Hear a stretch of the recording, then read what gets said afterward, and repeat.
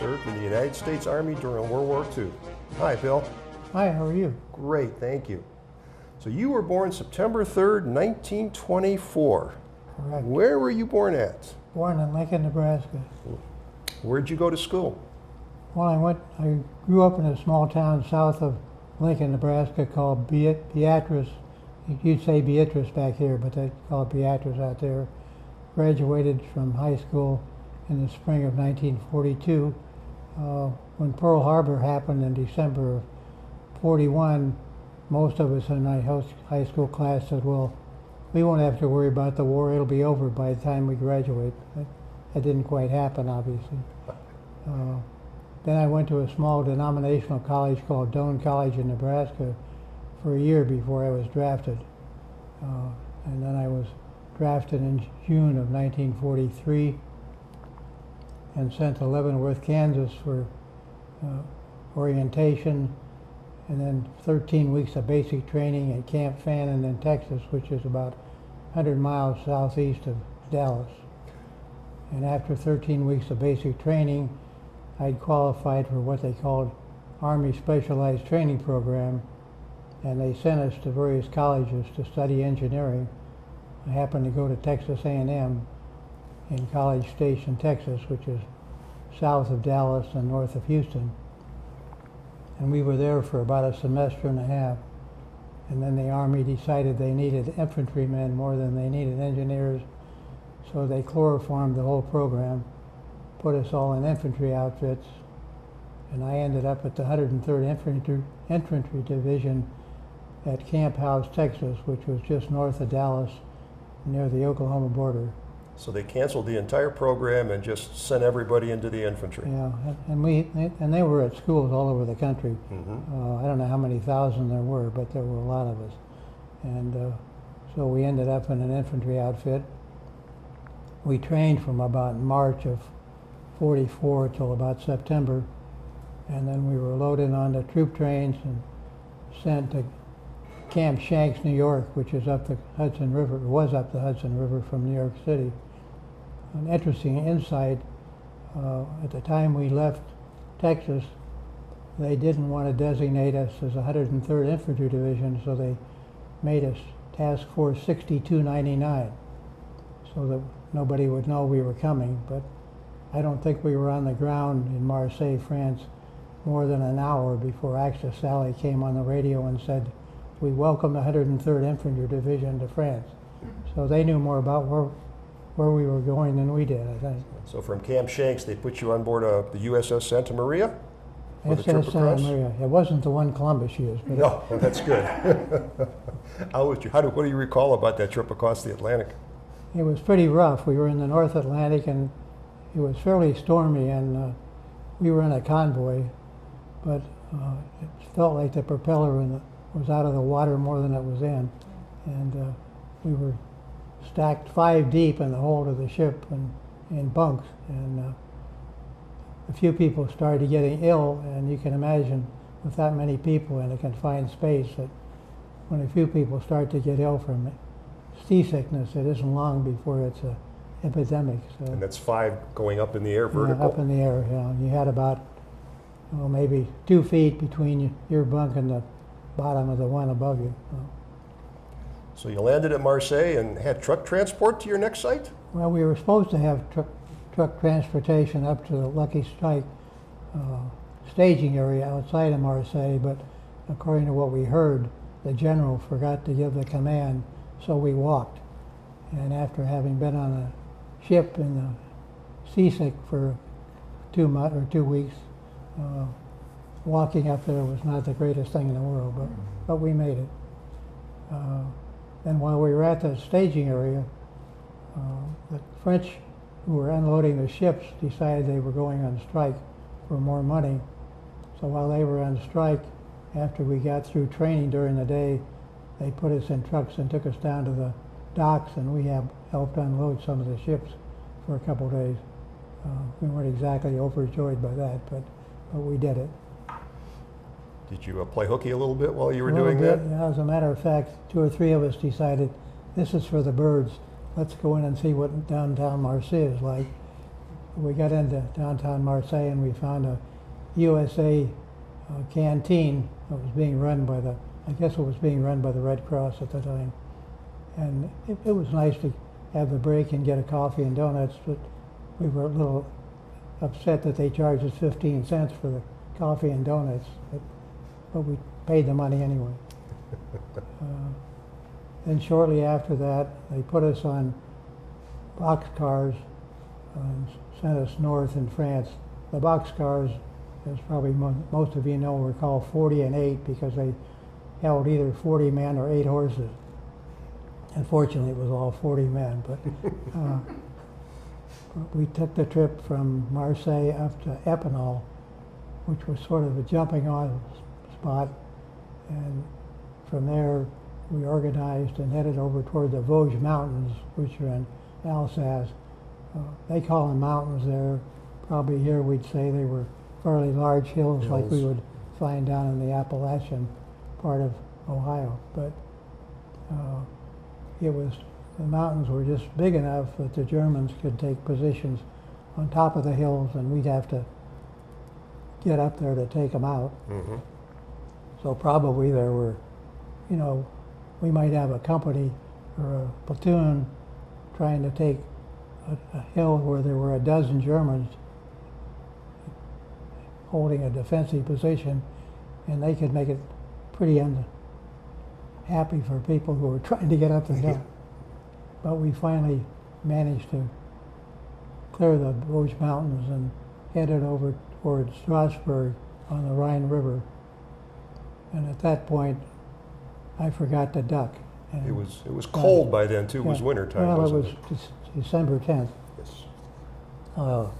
We hadn't had a lot of snow, but we'd had enough snow that a couple mornings when we woke up in our sleeping bags, there was an inch or two of snow, and we had to take off the blankets before we could wrap up our sleeping bags.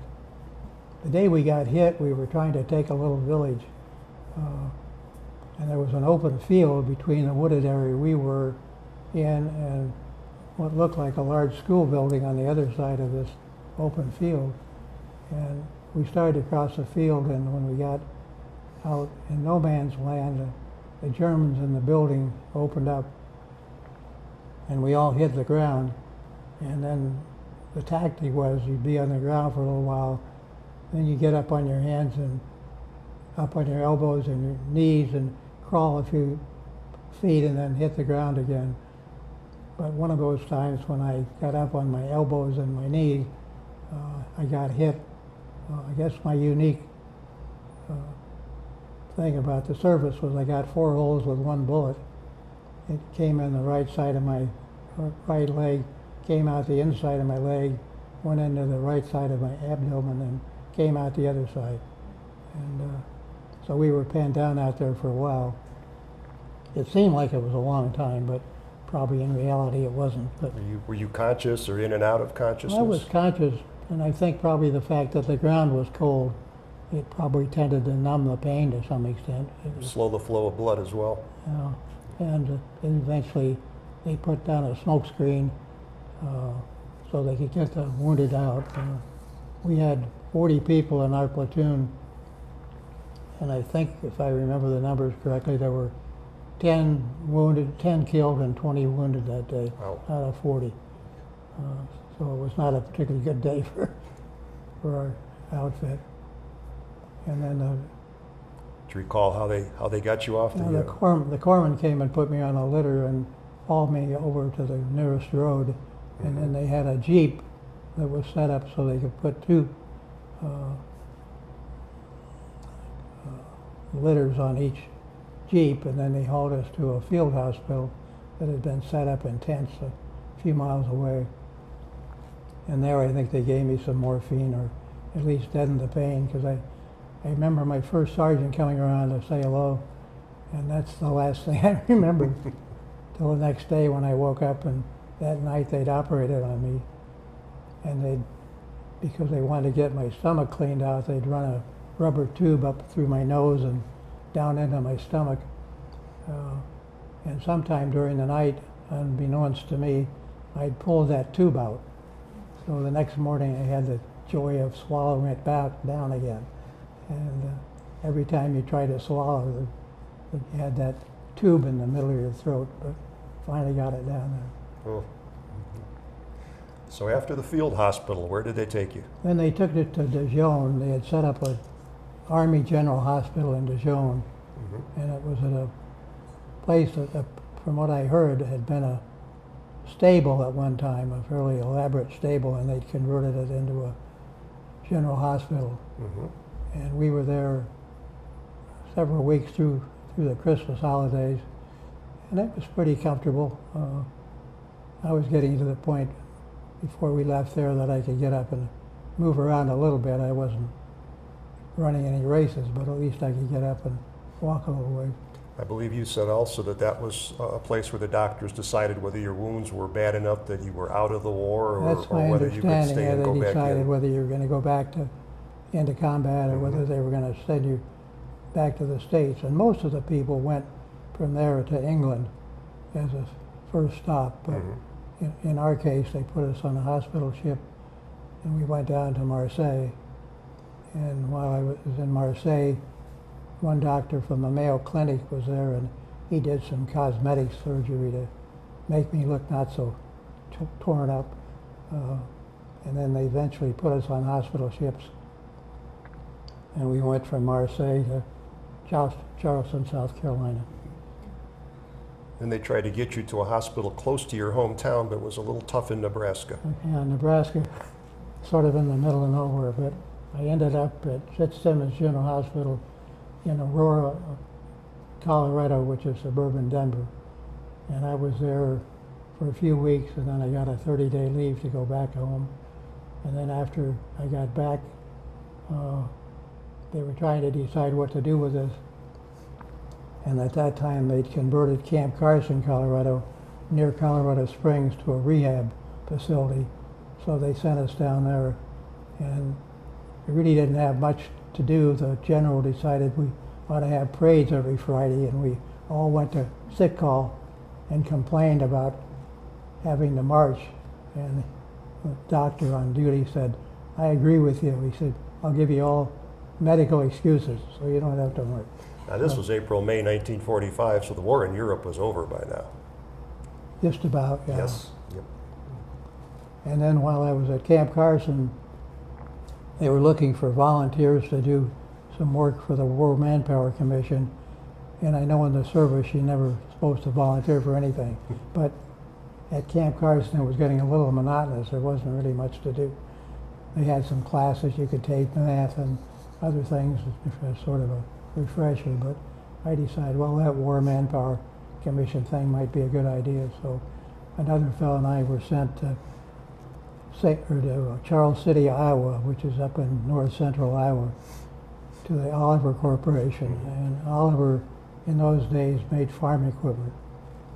But during the war, they were making transmissions for landing barges. And the problem was that the guys were being paid more than they normally would get paid working at the company. So they'd work for a few days and then go on a binge or decide to go fishing or something. So our job was every morning we'd go to the plant, they'd give us a list of the names of people who hadn't shown up, and we would go out and contact them and give them the old Army story, you know, how badly we needed those landing barges and you got to go back to work. And I'm not sure how much good we did, but, but at least it was something to do. And How long did it take you over the course of a day? Oh, we get to the plant early in the morning, and we generally start making contacts that would take us till noon or early afternoon, and then we had the rest of the day free. And since we were the only two guys in town between 17 and 50, I think we were pretty popular commodity. So we got invited to Rotary clubs and other things, and so it was a very nice month of having a relaxed atmosphere. Finally, they let you out. Excuse me? Finally, they let you out in August of 1945. August, yeah. I think it was August 4th, if I'm not mistaken. What did you do then? Well, I went back to my hometown in Nebraska, and at that time, the Army had a 5220 club. If you didn't have a job, they would pay you $20 a week for a year. And I thought that sounded like a pretty good deal. It'd be enough for gas money and a few beers. So I thought, well, I'll do that for a while. But after a few weeks, all the young gals in town that I knew were going away to college, and none of the other guys had come back yet. And I thought, boy, this is going to be a pretty boring time. So I wrote to 5 universities to see if I could get into the fall term. And they all wrote back and said, well, we can't take you now, but we'll consider you for the after Christmas term. So I thought, well, I'm sort of stuck. And then a couple of weeks later, Northwestern University sent me a letter and said, if you can be here by September 25th or whatever the date was, we can take you for the fall term. So I thought, well, I'll go there, and if I like it, I'll stay. If I don't, I'll transfer it. So that's where I ended up my college career, graduated in 1948. Now, did you go under the GI Bill? Under the GI Bill. Well, I started under the GI Bill, but the government had another program called Public Law 16, which paid a little bit more money than the GI Bill did. So I took advantage of that. I got a little bit more money on a monthly basis, and they also covered some of my other costs that the GI Bill wouldn't have covered. So, but it was basically like the GI Bill. And you ended up with a very successful career in the steel and rubber industry. You met your wife, Vicki, somewhere along the way. Yeah, she came to Northwestern a year after I got there, and both of us, being from Nebraska, I guess that was the spark that got us together. You've been in Hudson here since 1960, and both you and Vicki are living here at the Gables. Right, we've been here a little over a year. It's a wonderful story, Bill. Thank you. Thank you so much for your time. Thank you for your story, and thank you for your service.